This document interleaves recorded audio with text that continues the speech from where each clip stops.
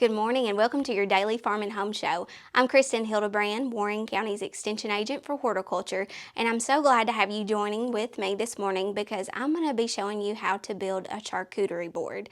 And I don't know if you've watched social media lately, but these have really taken off. They're really popular, and what nice abundance of fresh fruits and vegetables that we have either coming from our own home vegetable gardens or that's available at our local farmers markets.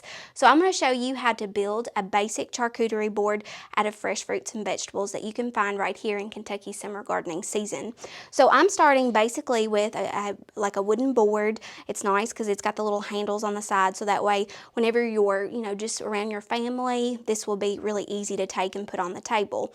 So what I've taken is just basically a nice plethora of different fruits and vegetables that you can find. So we have a plethora of different tomatoes, so feel free to use some heirloom tomatoes with some different pops of color. We've got some fresh herbs coming from our garden that's nice purple and also green, and then just a nice, really variety of other vegetables. Cherry tomatoes, peppers of different colors. We've got cucumbers, even some carrots, and you can't leave out nice watermelon and also peaches. So let's get started on building our charcuterie board. So what I'm going to do first is basically start with some of our water-based fruits, and I've washed my hands, and make sure right when you get ready to build this, really the hardest part is going ahead and washing all your vegetables and then also going ahead and cutting them up. So what I'm going to do is, it's nice pops of color.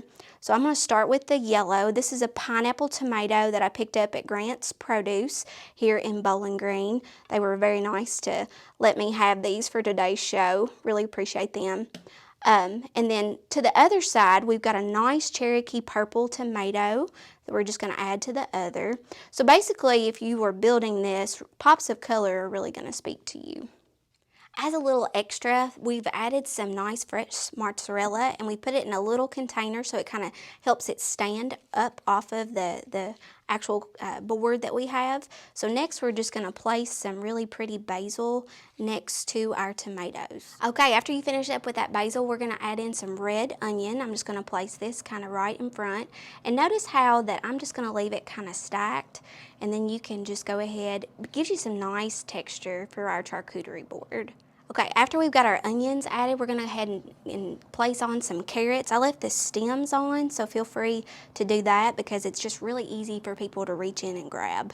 I love fresh peppers this time of year, so what we've gone ahead and done is taken a bell pepper, and this is the perfect membrane for holding some of our dip. So what we've done is we've actually filled it with some dill vegetable dip, and we've just left this actual part on top so that way you can remove the lid every time that your guests want to add a little bit of some extra dip to go with their vegetables. So what we're going to do is go ahead and pile on some more peppers here, and then we'll show you what we're going to do next.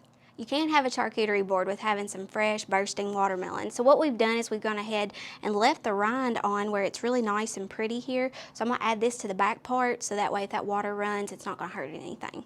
My next favorite fruit right now is some juicy peaches. So we've added some of this that we picked up from Dunn and Bowen's Orchard. That's going to be really, really good next to that watermelon. Okay, lastly, just to finish up, we're going to add just a little bit of some cucumber right here on the corner just to help fill in that gap. And then we're going to bring over some pesto and kind of place it right here in the base next to that. We've got some cherry tomatoes that I'm just going to scatter on top of my other tomatoes that I have here on the set.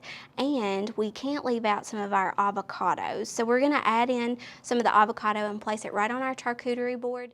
Okay, so feel free to add in anything extra like some toasted bread that works really good with all of your ads, and then also some crackers and some pretzels.